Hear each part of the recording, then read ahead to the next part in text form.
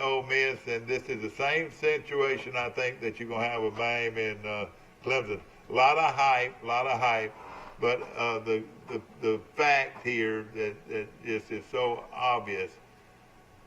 Alabama will have a chance to score every time they get the football, and that means they 10 or 12 times, maybe 15 times a game.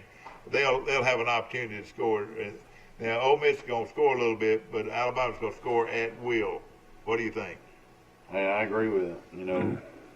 Nick Saban has shown year after year after year that, hey, he has just got his team is 99% of the time razor sharp, laser focused. It's just going to be he's going to pick our buddy at Ole Miss apart. Yeah. Well, I'll tell you something that's going to happen, though. He's going to back his safeties up and his corners up so they won't throw deep. Alabama loves to throw deep. He's going to try to take that away from them. But like somebody told me, that if you allow Alabama receivers to catch them inside all of that, they're going to outrun everybody. So it's going to be hard to stop. But the running attack is what's going to keep those safeties in, though. They can't back up all the time if they're running the ball at will on them. And it doesn't look like a good day for the folks over at Ole Miss, but probably nobody in college football have more fun at a football game than Ole Miss fans. No, that's right. But, I think Saban's like an old elephant. He's going to remember all those things. Remember when Lane Kiffin left and he started, some talk was coming about how Saban was? I think Saban's going to teach him a lesson. Yep, you might be right. And, of course, Mike Kiffin was a favorite at the local bars when he was at Alabama, wasn't he? Yeah, he was out and I think seeing a few co-eds when he was there. He was a single man. Single man. He's a guy that I personally liked when he was at Alabama. He's one of those guys that you either love him or you hate him. But I think that they'll cover the 23.5. Alabama's defense is not good enough to shut Ole Miss down. Ole Miss is going to be in the 30s. Now, Alabama's going to be in the 50s. And I'll go ahead and say this. Najee Harris will at least rush for 150 yards. Here's the big question mark. Per my looking at the weather maps, that hurricane, what's left of it, might arrive right over Oxford around kickoff. So you could have a lot of rain, pretty bad wind. You can't pass if wind and rain is there. I wouldn't even be surprised if they move this game again, because the hurricane's the big variable here, but of course Alabama. But now this artificial turf helps a lot, and Ole Miss says artificial turf. That's a little question this morning, Mike. How many teams still play on grass in the SEC? Not that many. Who do you? Can you name them? LSU, Alabama, and Auburn for sure. LSU, Alabama, and Auburn. Then Georgia. And then I think Georgia, and I think Florida still plays on grass. Yeah, Kentucky, they do. In the bluegrass, yeah. Kentucky still plays. I'd say most still have grass. Yeah, but nationwide though, those all-weather services. But what I'm saying is, by having those kind of services, the rain doesn't affect it as much, as normal. As long as you can keep the ball dry, We know LSU had grass because Les Miles used to eat grass all the time. Oh, yeah, that's right. Speaking of Les Miles, didn't he come down with COVID? Yeah, that happened yesterday. Yeah, you're right. Les Miles has COVID. Yeah. I think Coach Bowden has COVID at Florida State. Tallahassee. Bowden's 90 years old, so hopefully he'll be all right. Yeah, I know it. He's a great man, no question about it. Our prayers and thoughts go out to Sim Bird today. Sim is fighting a little pneumonia, and he's in the hospital, and our prayers and thoughts are with him and his wife this morning, Faith West. And, of course, we appreciate her and Sim. Of course, she's married to Sim Bird and Faith West Bird. Our prayers go out to all of you. Arkansas at Auburn, and everybody's thinking that all of this that happened last week, Jason, about Arkansas, that was his luck. They say that Auburn will have no problem with Arkansas. To me, Arkansas's got a pretty good football team. What do you think? Listen, they better come prepared for a fight. Yeah. Because, man, they have to play, every down, every snap, every whistle. I'm telling you, Auburn's going to have their hands full, these Razorbacks. Yeah. And, of course, the quarterback last week probably that might have been his worst game of his career at Auburn. Mike, what do you think about this game? I mean, this is the best one on the board to me.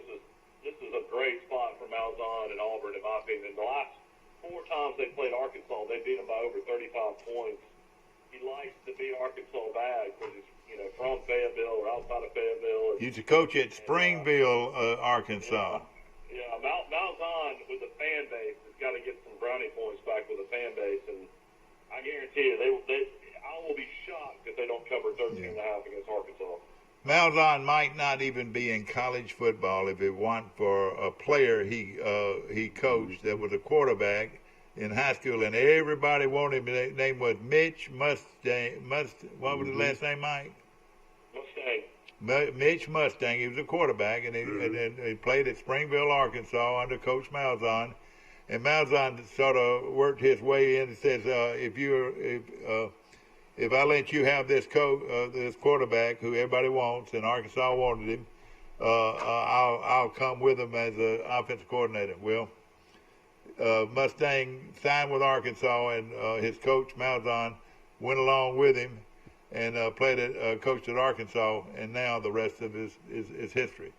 Did you know that's how that happened? No, Mustang won the first 6 or 7 games at Arkansas. Then he quit. Yeah, he was 8-0 under Houston Nutt, and then he ended up transferring to USC and never played. And after going 8-0 under Houston Nutt, he leaves and goes to California. And you never heard of him after that. Is that right? Yeah, he never made it pro. Yeah.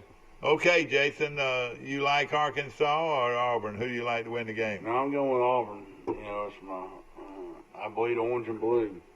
My alma mater, 35-28. Yeah, 35-28 is Mike. What do you like? I like Auburn 42-17. 42-17. God bless you, Mike. All right. How about you, as far as? I got Auburn 31, Arkansas 21. 31-21, as far as lead takes. I'm going to take, man, I tell you, I'm going to take Auburn to win the game, but I'm going to say 34-31. 34-31, Auburn. Okay, I'll take Auburn 27-14. Michael makes a compelling case for Coach Malzahn wanting to win this game impressively to get some of the heat off of him. But I do think Arkansas looks much improved, and they got to be incredibly hungry, after that first win. So I can see a Auburn blowout or comfortable win, but I can see a tight game as well. So I'll be watching. Okay, ladies and gentlemen, the Auburn Tigers getting ready to go to battle with the Arkansas Razorbacks from Jordan-Hare Stadium in Auburn, Alabama. It's Auburn and Arkansas. Mike, what time and where? Give us the time on this. 3 o'clock on ESPN. It's the Auburn Tigers and the Arkansas Razorbacks. It should be a good one. Back in the days of what's the guy's name that had the motorcycle and he wrecked it and all that? What was the coach's name? He was at one time a great offensive coordinator. Bobby Petrino? Yeah, Petrino. Let me tell you something. At one time, he gave Auburn fits. Do you remember Petrino when he brought Arkansas? For some reason, he gave Auburn fits, and of course, he's not even coaching to my knowledge anymore. But he gave. He's the head coach at Missouri State. Oh, is he? I didn't know that. They end up going somewhere, don't they? Okay. All right. Everybody took Auburn to win the game. Now Troy going up against Texas State.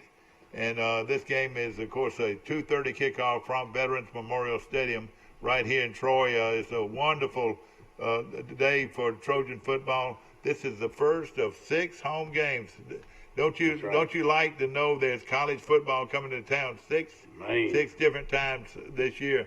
Troy is one of the very few schools in the country, ladies and gentlemen, that have a 12-game schedule. That's right. All right, Texas State is playing very well, Mike. Give us a rundown on them. Well, I mean, they've only won one game, but their losses are to SMU, who's ranked. They also lost to Boston College, who is in the ACC. They were leading that game until about 2 minutes to go. Troy scored 60 on them last year, but Jake Spavignall is a good offensive mind. Used to be the offensive coordinator at California and also at I think West Virginia and some other places. So he's a guy that's a good coach. I'm going to take Troy to win, but I think it's going to be extremely close. Do we have to pick a score or no? Yeah. Yeah, you got to pick a score. I'm going to say Troy wins the game 38-34. Whoa. Man, Man. nail biter. Oh, gosh, I'm going to tell you. All right, Jason, who do you like? I'm going to take Troy. Oh, Chip's going to have them primed up and ready to go. 48-21. 48-21. Man, it's going to be a high-scoring game. And I'm predicting right now, Troy's going to run it back on the kickoff. And win a brand new Ram truck. I'm going to be conscious of that opening kickoff. Forrest, who do you like? Squeaker, I got Troy 31, Texas State 28. How do you enter the kickoff contest? They randomly select somebody, so hey, Is if that they the kick game? They kick it back. Yeah, if they run it back, you're the winner. Okay. I'm going to take Troy 34, Texas State 23. 34-23, Troy. And of course, hopefully that a lot of you will be able to see this game. Mike, tell us how you can watch it on television. I mean, it's going to be on ESPN 3, so if you have the ESPN app on your smart TV or your computer or your phone, you'll be able to download the Troy game and pick it up on ESPN 3. So you actually could watch the game on your phone from the stadium, or what? Yeah, you can also do it if you have the ESPN Plus, which I pay for, which is $4.99 a month. You can watch it on that as well. Well, so a lot of people will have opportunities to watch the game on television. Kickoff is at 2:30 from Veterans Memorial Stadium in Troy, and of course the band will be present. The whole south end zone will be covered with the sound of the South. And even for you, one of the first things you had to see when you came to Troy, you and your family, was the sound of the South. Had you ever heard it before? No, I have never heard it before. But is it magnificent or not? You know, and let me tell you, my wife was a majorette at Auburn. I didn't know that. And so when we were dating, I always went to all the football games. And, Sure. you know, obviously, you know, Yeah. before that, my favorite time was halftime to go get a snack or something. Yeah. But when we started dating, boy, you had to watch the band, and you know, you learn a lot about, you know, the Auburn band was, man, just so good. But man, when we moved to Troy and you could hear the Trojan band, man, I'm talking about, they are unbelievable. I've said this, and it's the truth, if I've ever said the truth. You know, at Alabama and Auburn, of course, you've got the Auburn football team and the Alabama football team and the bands. The high football team's up here and the bands are down here. They're all both very good bands, don't get me wrong. But at Troy, you got football and the band side by side as far as importance to the university. Oh, absolutely. I mean, that band is a very important element of Troy University. And they're letting the whole band play, which is different than Alabama and Auburn. Yeah. I really like that.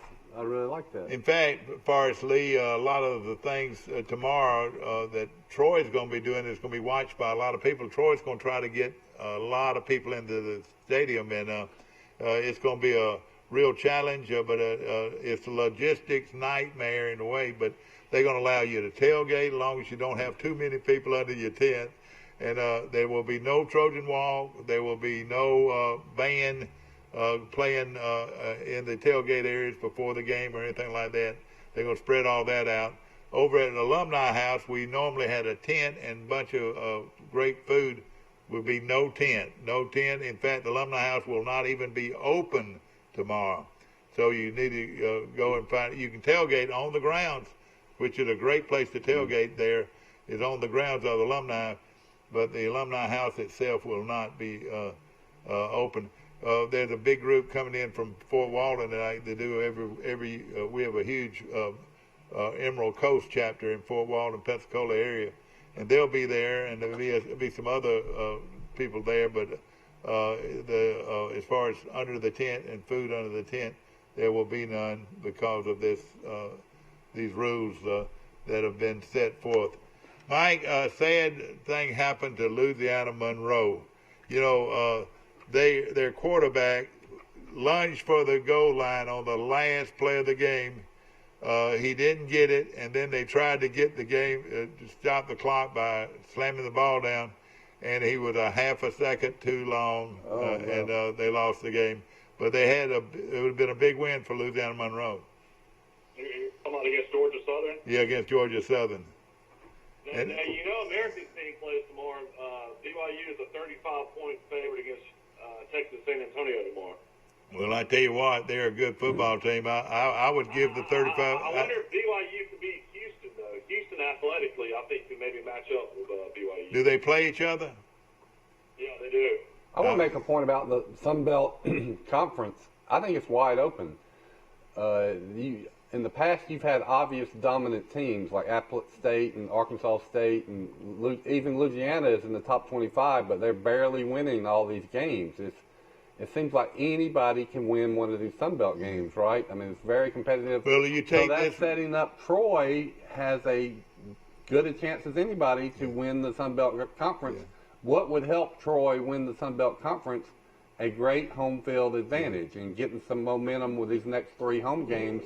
So I hope everybody that can goes to the ball game. That's exactly right. Troy's 1-1 coming in here.